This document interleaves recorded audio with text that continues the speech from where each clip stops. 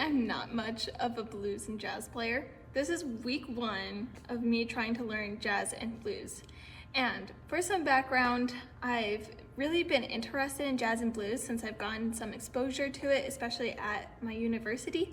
And I already was taught some things like the general blues scale, which is basically the pentatonic scale, except with a flat 3,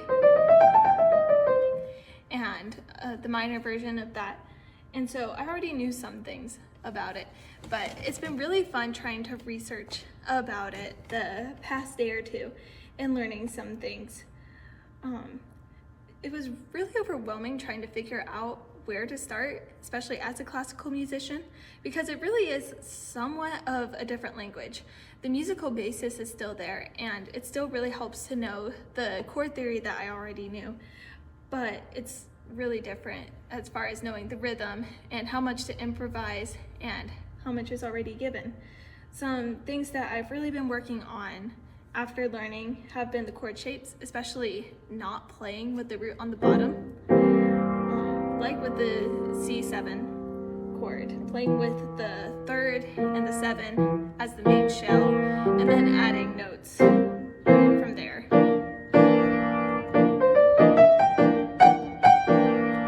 And then just trying to make it smooth and parsimonious between moving to the next chords.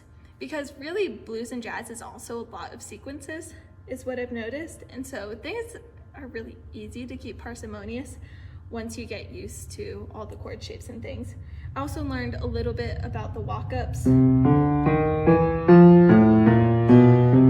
for quarter notes, and you can use half-note basses too when you don't have a bass, whether acoustic or guitar.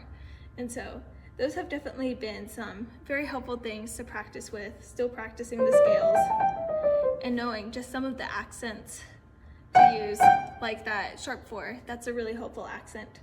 And so I am nowhere close to being professional with this. However, it has been really fun to experiment with this. So if you like this, if you are learning jazz, let me know. If this has been really informative, I'd love to hear about it. Or if you are a jazz musician yourself and you have some advice about what to research or learn next, I would love to hear from you.